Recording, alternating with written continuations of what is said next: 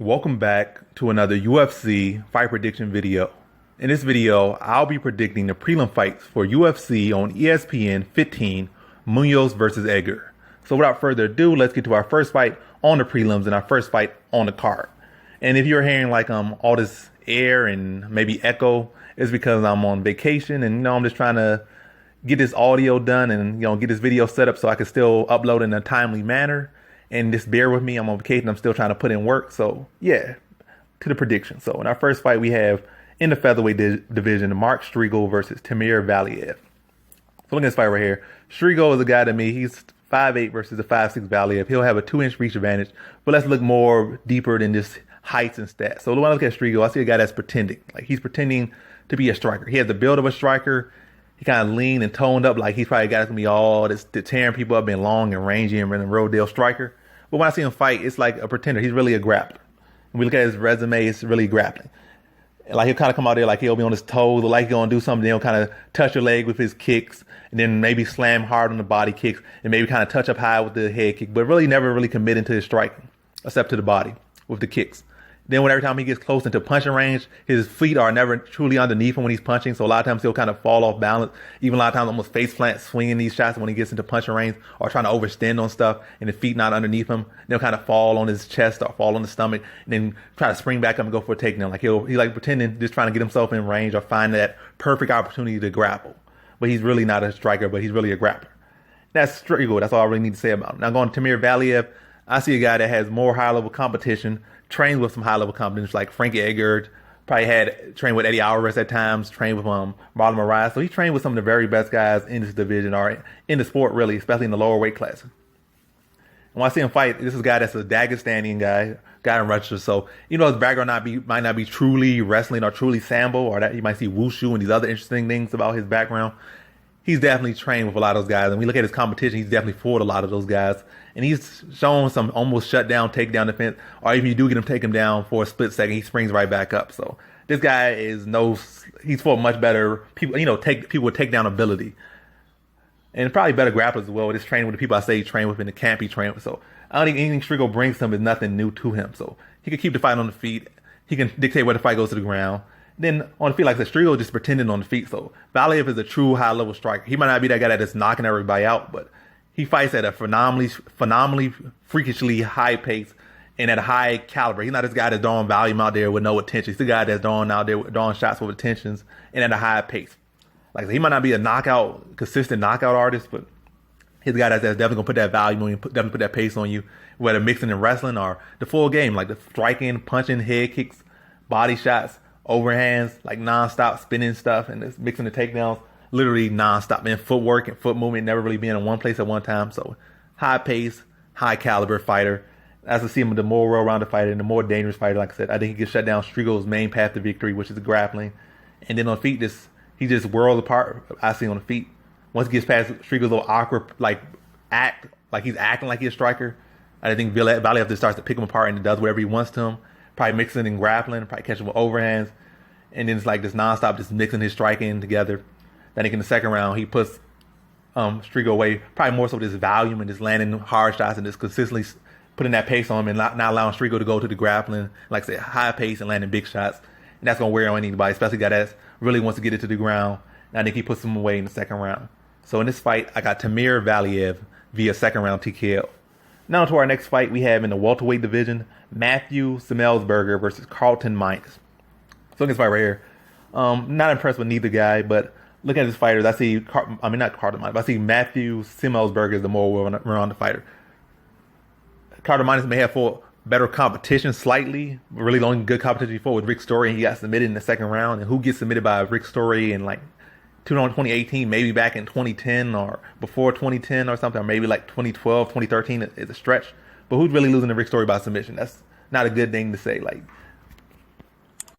But basically my thoughts on Minus is that I see a lanky looking fighter, but he's only 5'10" in that welterweight, so he's definitely not the biggest welterweight by far.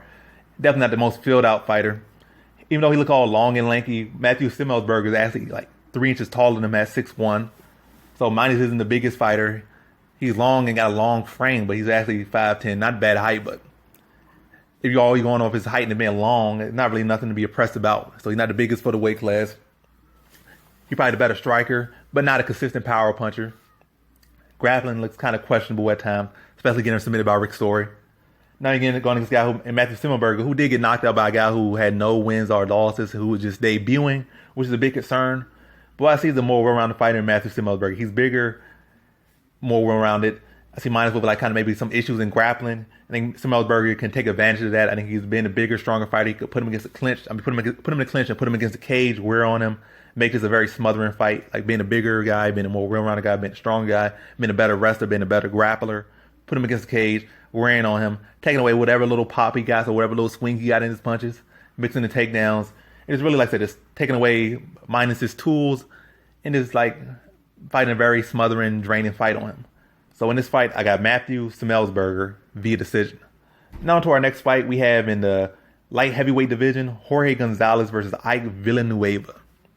So in this fight right here, I see Ike Villanueva is the more technical striker. But what I worry about with Villanueva is that this man lying about his height, 6'3", and I gotta say that every time I talk about this guy. I don't know if he lying about him or his promo team is lying about him or his management team is lying about him or Sherdog just lying about him or whoever is lying about him. But this guy is like clearly like 5'11" at best, 6 feet if you're being generous. Going to Jorge Gonzalez, who's 6 feet, so both guys around the same height. I think both guys should really be at middleweight. I think Villanueva could probably even make welterweight because even at middleweight, he's kind of chunky. So at heavyweight, he got a real big beer belly. At light heavyweight, he got like a food baby. At middleweight, he probably got like a slight chub.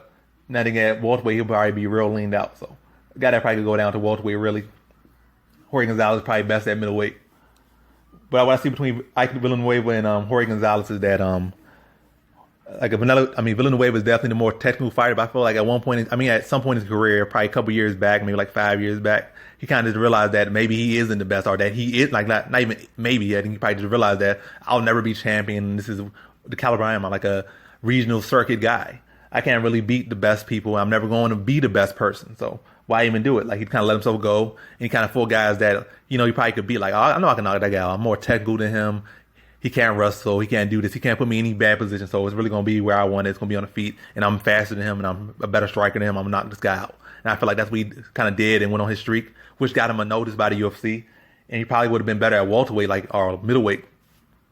But because he was already at that weight class, he's like, I'm going to take whatever opportunity the UFC gives me. So, in long story short, I feel like Villanueva is the more technical fighter. But I don't feel like his motivation is all there or his heart's all there. Because if you're not in there to be the best, then that's a big knock. That's a big disadvantage. If you're in this game and like when it's literally kill or be killed, well, it's not literally kill or be killed, but it can be kill or be killed. But like you're really putting your body on the line. You're in UFC, the highest proving ground in the game, and you're not there to be the best. Then that's a real big knockback.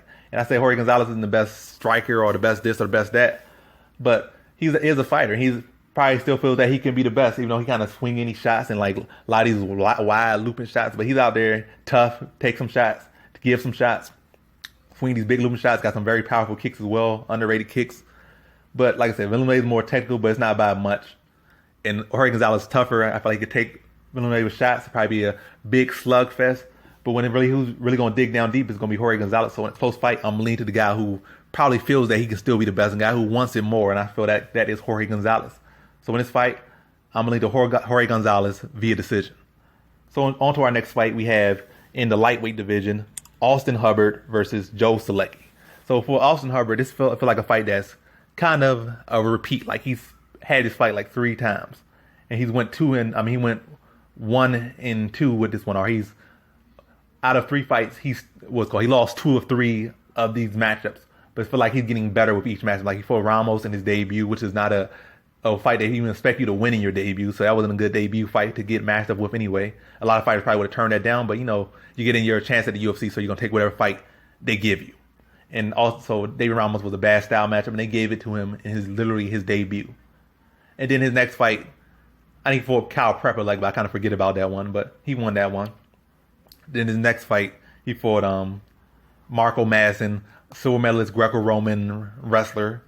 So definitely not an easy fight, another kind of tough style matchup. And he showed in that fight that even though he was going to take it down, he was able to get back to his feet. Then his fight was going on, especially like in that late second round and most of that third round, he was able to defend the takedown, see it coming, catch Madsen with some knees, catch him with some uppercuts.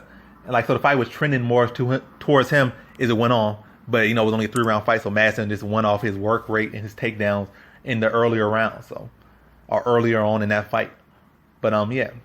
Then his fight for Max Roshkov, or I'm going to say Roshkov, I might be messing up his name, but yeah, that big boy who 6'1" and filled out like a welterweight or middleweight, fighting at 155. I don't know how he cut that much weight.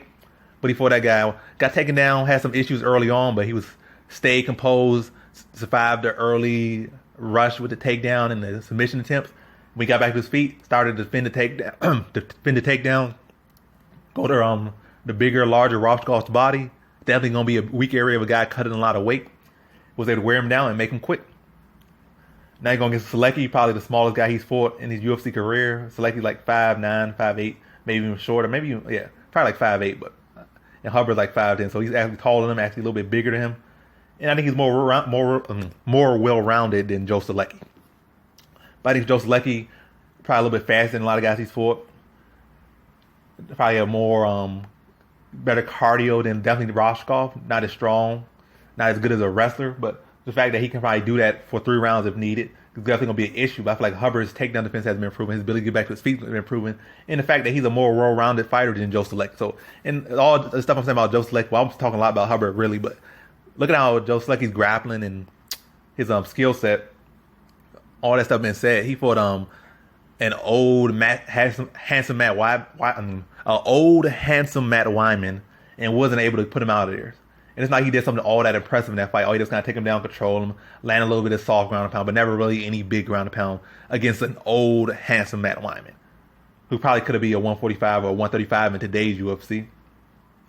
But yeah, didn't look all that impressive in that fight. And if that's what you're really going off, I don't think he really had that same success against Hubard. And if that's all he could do, I think Hubard can defend his takedowns and really just pick him apart on the feet. But what I'm gonna say Joe Solecki's gonna want to, when he go out there, his whole game plan is gonna be to be on Austin Hubard like saran wrap.